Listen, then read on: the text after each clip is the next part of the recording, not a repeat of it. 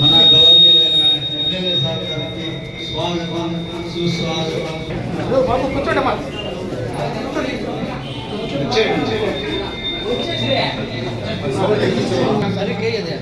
మన కదిరి నియోజకవర్గ శాసనసభ్యులు శ్రీ కంటిగుంట వెంకటేశ్వర గారికి ధన్యవాదాలు తెలియజేసుకుంటూ మంచి సందేశాన్ని అందించినటువంటి బహుదిన నాకు ధన్యవాదాలు తెలుపుకుంటూ ఈ కార్యక్రమంలో విచ్చేసినటువంటి టీఎన్ఎస్ఎఫ్ నాయకులు కొత్త రామాజీలను మాట్లాడిస్తుంది కాకపోతున్నాం. మనకన్నీ అనుగుణంగా వర్తించేటివని చాలా సూచనప్రాయంగా చెప్పడం జరిగింది. ఆయనకు నా ధన్యవాదాలు తెలియజేసుకుంటూ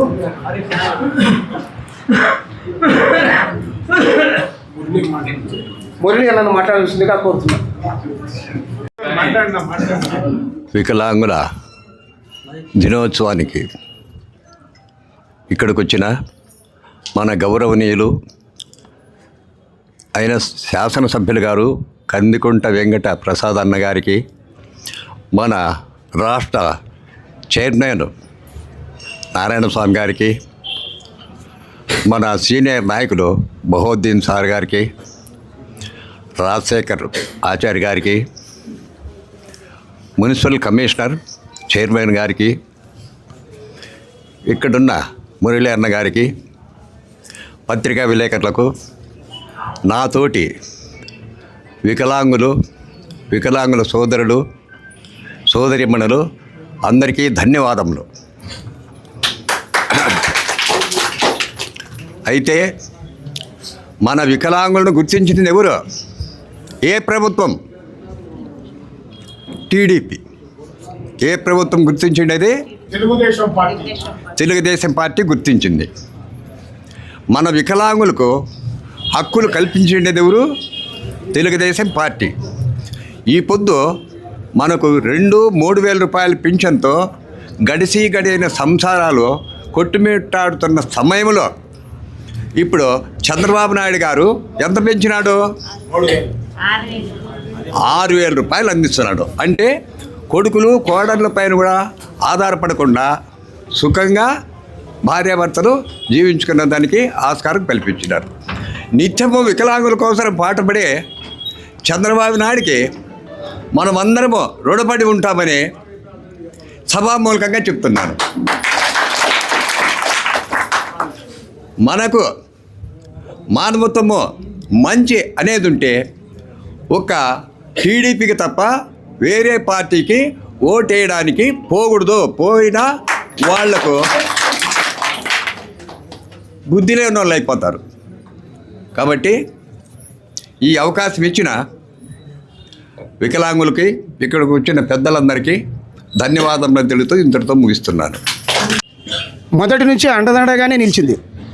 ఆర్టీసీ బస్సుల్లో 50% రాయితీని కల్పించింది కూడా స్వర్గీయ శ్రీ నందమూరి తారక రామారావు గారు, దివంగత నేత. కాబట్టి ఆయన్ను ఒకసారి మననం చేసుకోవాలి. అదే ఆ సమస్యనే పురస్కరించుకుని ఇప్పుడు గౌరవనీయులు శ్రీ నారా చంద్రబాబు నాయుడు గారు ఆర్టీసీ బస్సుల్లో మనకు స్త్రీశక్తి జన పథకం ఏ విధంగా వర్తిస్తుందో అది మనకు కూడా ఉచిత బస్సు ప్రయాణాన్ని ఏర్పాటు చేయడం జరిగింది. అందులో ఈ విషయాన్ని మొన్న పుట్టపర్తి జిల్లా హెడ్ క్వార్టర్లో కూడా సీనియర్ నాయకులు, సీనియర్ మంత్రివర్యులు పల్లె రఘునాథ్ రెడ్డి అన్న గారి ముందర కూడా చెప్పడం జరిగింది. అలాగే ఇప్పుడు మన ఎమ్మెల్యే గారు ప్రసాద్ అన్న దగ్గర గారు కూడా చెప్పుకోవడం జరుగుతుంది. అన్న, మా పిల్లలు అంటే మా దివ్యాంగులు విజయవాడ, వైజాగ్, బెంగళూరు ఇటువంటి చోట్లకు పోయి ఎగ్జామ్, సివిల్ సర్వీసెస్ ఎగ్జామ్ కానీ, banking service recruitment board exams కానీ, తర్వాత స్టాఫ్ సెలక్షన్ కమిషన్ ఎగ్జామ్స్ కానీ ఇటువంటి వాటికి అటెండ్ కావాలంటే చాలా ఇబ్బందులు పడుతున్నారు. ఆర్డినరీ బస్సుల్లో మాత్రమే ఈ అవకాశం మాకుంది అనే వదంతులు వస్తున్నాయి. కాబట్టి హైటెక్ లగ్జరీ సర్వీసుల్లో కూడా ఈ యొక్క ఫ్రీ పథకాన్ని మాకు పెడితే, రిజర్వేషన్ ఫ్రీ పథకం వర్తిస్తే మాకు చాలా బాగుంటుంది. ఎందుకంటే ఈరోజు నైటు విజయవాడకు ఎక్కిన పొద్దున్నే అతను ఏదో తన కార్యక్రమాలు కాలకృత్యాలు తీర్చుకొని ఎగ్జామ్కి అటెండ్ అయ్యి ఎగ్జామ్ రాసి విజయమో వీరస్వర్గమో తేల్చుకొని వస్తాడు. కాబట్టి దయచేసి ఈ ఒక్క అవకాశాన్ని శాసనసభ్యులు గారు, ప్రతి ఒక్క శాసనసభ్యులు గారు కూడా సీఎం గారి దృష్టికి తీసుకెళ్తే మాకు మంచి అవకాశం ఉంటుందని నేను భావిస్తూ, మంచి సందేశాన్ని అందించిన రాజశేఖర్ అన్నకు ధన్యవాదాలు తెలియజేసుకుంటూ, అలాగే మున్సిపల్ చైర్పర్సన్ దిల్షాదున్నీసాక్క గారిని మాట్లాడవలసిందిగా కోరుతున్నాను. సంఘం అభివృద్ధి కోసం మీరంతా కదిలి వచ్చి కార్యక్రమంలో పాల్గొన్నందుకు ముందుగా మీకందరికీ ధన్యవాదాలు తెలియజేసుకుంటున్నాం. చాలామంది వక్తలు చెప్పడం జరుగుతూ ఉంది. తెలుగుదేశం పార్టీకి మాత్రమే దివ్యాంగులంటే ఒక చిత్తశుద్ధి, ఒక అంకితభావం, ఒక నిబద్ధత ఇవి ఉన్నాయి కాబట్టి గౌరవనీయులు ముఖ్యమంత్రి వర్యులు నారా చంద్రబాబు నాయుడు గారు ఇచ్చిన మాట మేరకు పెన్షన్ పెంచడం జరిగింది. మీ పట్ల నిజాయితీగా జవాబుదారీగా ఉన్నారు కాబట్టి ఈరోజు మన గౌరవ శాసనసభ్యులు మీ మధ్యకు మీ కష్టసుఖాలు తెలుసుకొని మీకున్న ఇబ్బందులు తీర్చడానికి మీ మధ్యకు రావడం జరిగింది.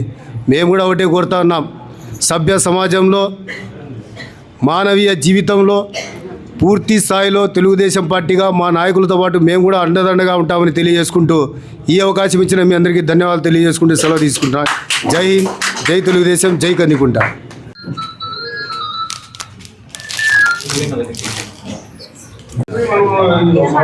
కేసు పెట్టామంటే 92 సెక్షన్ కట్టాలి. సాక్షులు సాక్ష్యాధారాలతో పని లేదు మనకి. కంపల్సరీ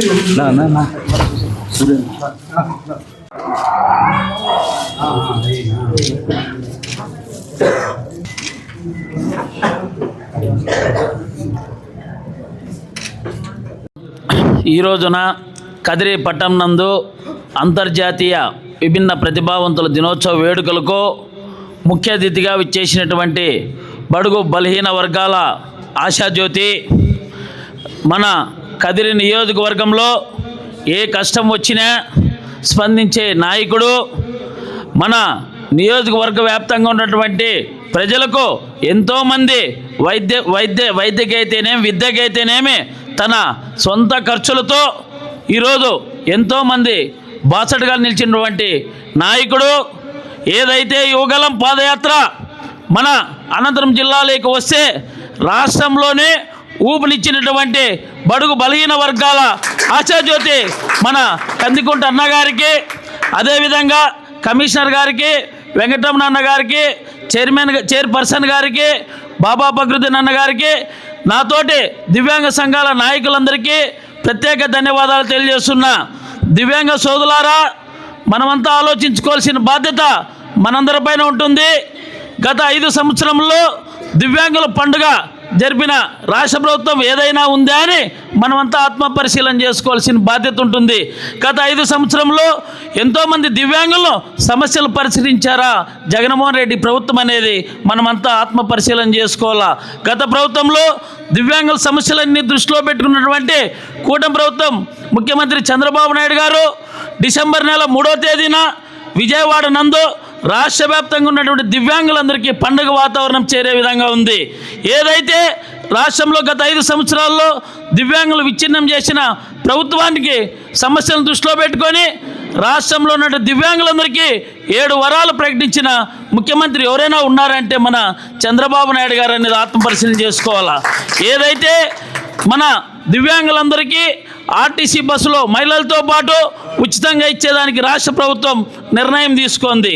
అదేవిధంగా రాష్ట్ర వ్యాప్తంగా ఉన్నటువంటి దివ్యాంగ సోదరులందరికీ కానీ మన టిట్కో హౌసెస్లో గ్రౌండ్ ఫ్లోర్లో ఇచ్చే విధంగా రాష్ట్ర ప్రభుత్వం తీసుకుంది.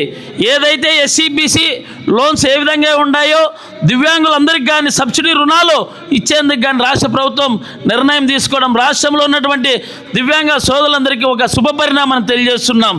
అంతేకాకుండా దివ్యాంగులందరూ కానీ రాజకీయంగా ఉండాలనే ఉద్దేశంతో వార్డు మెంబర్ గాను, సర్పంచ్ గాను, ఎంపీటీసీ గాను, జెడ్పీటీసీ గాను రాబోయే స్థానిక సంస్థల్లో రిజర్వేషన్ ఇచ్చే విధంగా మన చంద్రబాబు నాయుడు సార్ నిర్ణయం తీసుకున్నారు. లేకపోతే కోఆప్షన్ మెంబర్ అయినా స్థానిక సంస్థల్లో ఇచ్చేందుకు రాష్ట్ర ప్రభుత్వం నిర్ణయం తీసుకుంది. రాష్ట్రంలో ఉన్నటువంటి విద్యార్థులు ఎక్కడ చదువుకుంటున్నా అక్కడే పింఛన్ ఇచ్చే విధానం రాష్ట్ర ప్రభుత్వం నిర్ణయం తీసుకుంది. ఏదైతే జిల్లా వ్యాప్తంగా దివ్యాంగుల భవనాలు అడిగారో ప్రతి జిల్లాలోనూ దివ్యాంగ భవనాలు కట్టించేందుకు రాష్ట్ర ప్రభుత్వం నిర్ణయం తీసుకుంది. ఇలా రాష్ట్రంలో ఉన్నటువంటి దివ్యాంగులందరూ మన సమస్యలను దృష్టిలో పెట్టుకుంటూ ముఖ్యమంత్రి చంద్రబాబు నాయుడు సారు ఇలా రాష్ట్రంలో ఉన్న దివ్యాంగుల పక్షాన్ని నిలబడారు. మనమంతా ఆత్మపరిశీలన చేసుకోవాలా. ఏదైతే కూటమి ప్రభుత్వం ఆర్థిక బడ్జెట్ లోటు ఉన్నా కానీ 3,000 ఉన్నటువంటి పింఛన్ని 6,000 ఇచ్చారు. అదేవిధంగా డయాలసిస్ పేషెంట్లకైతే 10,000 రూపాయలు ఇస్తున్నది కూటమి ప్రభుత్వం. మంచానికే పరిమితమైన వారికి 15,000 రూపాయలు ఇస్తున్నది కూటమి ప్రభుత్వం. మన దేశంలో ఏ రాష్ట్రంలో లేనటువంటి దివ్యాంగులకు కూటమి ప్రభుత్వం చంద్రబాబు నాయుడు గారు పింఛన్ రెట్టింపు ఇస్తున్నారు. అలాంటి కూటమి ప్రభుత్వానికి మనమంతా మద్దతు ఇవ్వాలా. రాబో స్థానిక సంస్థల్లో ఏదైతే కదిరి నియోజకవర్గంలో ఉన్నటువంటి ప్రతి గ్రామాల్లో కానీ తెలుగుదేశం జెండా రెపరెపలాడిచ్చే విధంగా దివ్యాంగులంతా పనిచేయాలని కోరుచున్నా. ఇవాళ రాష్ట్రంలో ప్రతి నియోజకవర్గంలో కానీ 10 బండ్ల 10 స్కూటీల్ని మన చంద్రబాబు నాయుడు సార్ డిసెంబర్ నెల 3 లాంఛనంగా ప్రారంభించడం జరిగింది. రాష్ట్ర వ్యాప్తంగా 1,800 దివ్యాంగులకు స్కూటీలు ఇచ్చేందుకు కానీ రాష్ట్ర ప్రభుత్వం నిర్ణయం తీసుకుంది. రాష్ట్రంలో ఉన్నటువంటి ప్రతిబంధ కార్పొరేషన్ ద్వారా చదువుకున్న విద్యార్థులకు ల్యాప్టాప్లు అయితేనేమి, చదువుకుంటున్న విద్యార్థులకు టచ్ ఫోన్స్ అయితేనేమి, దివ్యాంగ సోదరిమణులకు కర్రలు మొదలుకొని చేతి కర్రలు కానీ ట్రైసైకిళ్ళే కానీ రాష్ట్ర ప్రభుత్వం మన విభిన్న ప్రతిబంధ కార్పొరేషన్ ద్వారా ఈరోజు ఎంతోమందికి మేలు చేస్తుంది. అలాంటి కూటమి ప్రభుత్వానికి మనమంతా ఎప్పుడూ మద్దతు ఇవ్వాల్సిన బాధ్యత మనందరిపైన ఉంటుంది. నాకు ఈ అవకాశం ఇచ్చినటువంటి కదిరి దివ్యాంగులకు ఎమ్మెల్యే గారికి ప్రత్యేక నమస్కారం తెలియజేస్తూ ఈ అవకాశం ఇచ్చి ప్రత్యేక ధన్యవాదాలు తెలియజేస్తున్నా. నాకు అత్యంత ఆప్తుడు, విద్యార్థి సంఘంలోనూ తెలుగు యువతలోనూ అనేక ఉద్యమాల్లో తోడునంటి సలహాలు సూచనలు అందించినటువంటి గడిపూటి నారాయణ స్వామి గారు చైర్మన్ గారికి, అదేవిధంగా మున్సిపల్ కార్పొరేషన్ చైర్మన్ గారికి, వేదిక నిర్వహించినటువంటి పెద్దలకి, ఈ కార్యక్రమానికి ఇచ్చేసినటువంటి సోదరులు దివ్యాంగులందరికీ, ఈ కార్యక్రమాన్ని ఆర్గనైజ్ చేసినటువంటి టీం మెంబర్స్కి, పత్రికా విలేకరులకు అందరికీ నమస్సుమాదం తెలియజేసుకుంటూ ఈరోజు 66వ అంతర్జాతీయ విభిన్న ప్రతిభావంతుల దినోత్సవాన్ని అంగరంగ వైభవంగా కదిరి పట్టణంలో జరుపుకోవడం చాలా సంతోషంగా భావిస్తున్నాను. అదేవిధంగా మనకు కావలసినటువంటి ఎన్నో కార్యక్రమాల్లో తోడుండి ఈ ఎస్కేడిఎస్కు ముందు ఈ చుట్టుపక్కల ఉన్నటువంటి దివ్యాంగులందరికీ సలహా సూచనలు ఇస్తూ సహాయ సహకారాలు అందిస్తూ వాళ్ళకి జరిగినటువంటి అన్యాయాన్ని ఎక్కడికక్కడ నిలదీస్తూ నిక్కచ్చిగా మాట్లాడుతూ వాళ్ళ హక్కుల సాధన కోసం ఎంతవరకైనా పోరాటం చేస్తున్నటువంటి ఎస్కేడిఎస్ గారిని కమిటీ మెంబర్స్ని కూడా అభినందిస్తూ ఈరోజు దివ్యాంగులకు ఎన్నో రకాల పథకాలు అనేటివి అందుతున్నాయి. అదేవిధంగా చంద్రబాబు గారి నాయకత్వంలో ఈ కూటమి ప్రభుత్వంలో మన అందరికీ ఆత్మగౌరవం నిలిపినటువంటి చంద్రబాబు గారికి దివ్యాంగుల తరఫున మరొకసారి థ్యాంక్స్ చెప్పుకుంటూ, అదేవిధంగా ఈరోజు ఇచ్చినటువంటి పెన్షన్ని 6 పెంచుతూ 6,000 రూపాయల పెన్షన్ను ఈరోజు మనందరికీ ఇస్తూ మన ఆత్మగౌరవం నిలబెట్టిన ఘనత చంద్రబాబు నాయుడు గారికే దక్కుతుంది. అదేవిధంగా ఈరోజు ఈ పెన్షన్తోనే కాకుండా మనకి ఏమైతే హక్కులు ఉన్నాయో ఆ హక్కులన్నింటినీ మనకు రక్షణగా కల్పించడం కోసం ఎస్సీ ఎస్టీ రక్షణ చట్టం ఏ విధంగా ఉందో దివ్యాంగులు కూడా అలాంటి చట్టాన్ని ముందుకు తీసుకెళ్ళడం కోసం ఎంతో ప్రయత్నాలు కూడా చేస్తున్నారు. ఆ విధంగా మనకు రక్షణ కూడా కల్పిస్తున్నారు. వీటన్నిటినీ మనం క్రోడీకరించుకొని భవిష్యత్తులో సమాజంలో మనకంటూ గుర్తింపు గౌరవాన్ని పొందాలి. మనం చుక్కల గుంపులో కలిసిపోతే ఆచూక గల్లంతు, ధ్రువతారలా మరిచిపోతే మనకు తిరిగే ఉండదు అన్నట్టుగా మనమందరం మనకంటూ ఒక స్థాయి గౌరవాన్ని నిలబెట్టుకోవాలి. ఈ పథకాలన్నింటినీ మనం సద్వినియోగం చేసుకుని సమాజంలో మంచి గుర్తింపు కోసం పాకులాడాలని తెలియజేసుకుంటూ, అదేవిధంగా దివ్యాంగులకు ఎన్నో సమస్యలు ఉన్నాయి. అవి 4 గోళ్ల మధ్య నలిగిపోతున్నటువంటి దివ్యాంగులు ఎంతో మంది ఉన్నారు. వాళ్ళు కూడా సమాజంలోకి రావాలా, వాళ్ళ హక్కుల కోసం పోరాడాలా. వాళ్ళు జాలి దయ కరుణ కాదు, మనకు కావాల్సింది హక్కులు కావాలి. ఈ హక్కులను అవకాశాలుగా మార్చుకొని విజయానికి మెట్లుగా మనం ఉపయోగించుకోవాలి తప్ప వేరే అసాంఘిక కార్యక్రమాలకు ఉపయోగించుకోకూడదని తెలియజేసుకుంటూ, అదేవిధంగా చైర్మన్ గారికి ఒకటే విజ్ఞప్తి చేస్తున్నాం. టీటీడీ దర్శనంలో ఇంతకుముందు స్లాట్ బుకింగ్ చేసుకొని వెళ్తున్నటువంటి సందర్భాలు ఉన్నాయి. వైఎస్ఆర్ గవర్నమెంట్ వచ్చిన తర్వాత పూర్తిగా మన దివ్యాంగులను నిర్లక్ష్యం చేసినారు. వాటిని ఈరోజు టీటీడీలో దర్శనం కరువు అయిపోయింది. స్లాబ్ బుకింగ్ ఉంటేనే మనకు దర్శనం లేకుంటే లేదు. మన గవర్నమెంట్లో ఏ విధంగా అయితే పాత పద్ధతిలో ప్రతిరోజు 3 గంటలకు దర్శనానికి అవకాశం కల్పించారో అది పాత పద్ధతిని అమలుకి తీసుకురావాల్సిందిగా కోరుకుంటూ, అదేవిధంగా మనకందరికీ సకలాంగులకు అందరూ 15,000 రూపాయల పెన్షన్ పొందుతున్నారు. వైఎస్ఆర్ గవర్నమెంట్లో 5,000 రూపాయల పెన్షన్ తీసుకున్నటువంటి అన్నవాళ్ళు ఈరోజు 15,000 రూపాయల పెన్షన్ వాళ్ళు గుర్తించి వాళ్ళని తొలగించి అర్హులైనటువంటి దివ్యాంగులకు న్యాయం చేస్తారని ఆశిస్తూ ఈ అవకాశాన్ని ఇచ్చినటువంటి పెద్దలందరికీ మరొకసారి నమస్కారం తెలియజేస్తున్నాను. వేదికటువంటి ఎమ్మెల్యే గారికి, అలాగే మా చైర్పర్సన్ మేడంకి, కౌన్సిలర్స్కి, చేసిన ప్రత్యేక ప్రతిభావంతుల అసోసియేషన్కి, దివ్యాంగులకి అందించినటువంటి అంతర్జాతీయ సంస్థ 1992 నుంచి మనల్ని ప్రత్యేక ప్రతిభావంతులుగా గుర్తించాలి అని, దివ్యాంగత్వంతో ఉన్నవారిని జాలితో కానీ ఇంకోలాగా కాకుండా సమానత్వంతో మనతో కూడా ఈక్వల్ రైట్స్ ఉన్న వాళ్ళగానే వాళ్ళలో కూడా ప్రతిభా పాఠవాలు చాలా ఉన్నాయి. వాటన్నిటిని వెలుగు తీయడానికి ప్రత్యేకంగా వాళ్ళని గుర్తించాలనే ఒకే ఒక్క లక్ష్యంతో 92 నుంచి డిసెంబర్ 3వ తారీఖున ఈ కార్యక్రమాన్ని చేపట్టింది.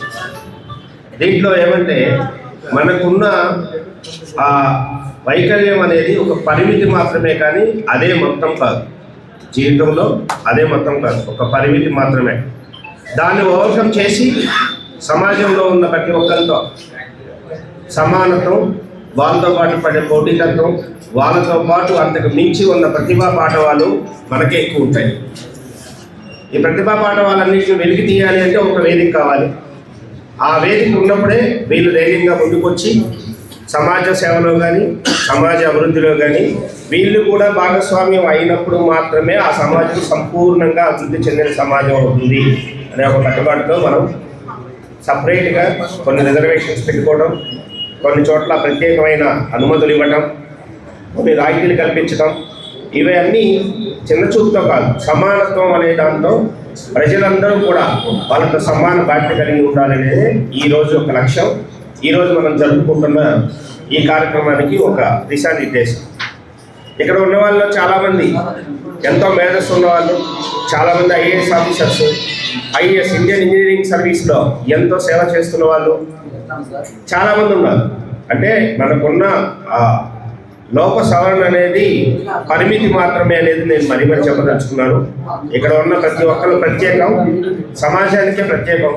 కాబట్టి మీరందరూ ఆత్మవిశ్వాసంతో ఇంకా ముందుకు వచ్చి మనకు కావాల్సినది మనమే సాధించుకొని, ఒక క్యాప్షన్ ఉంది, ప్రత్యేక ప్రతిభావంతులకి ఒక క్యాప్షన్ ఉంది, మనం లేకుండా మనకేమీ లేదు అని. ఇది అందరికీ లేదు, మనం లేకుండా మనకేమీ లేదు అని. కాబట్టి మనమే అన్ని, సొసైటీకి కూడా మనమే. సొసైటీలో సమానత్వం తీసుకోవాల్సిన, సమానత్వం ఇవ్వాల్సిన బాధ్యత మిగిలిన వాళ్ళకి ఎలా ఉందో మనకు కూడా అలాగే ఉంది.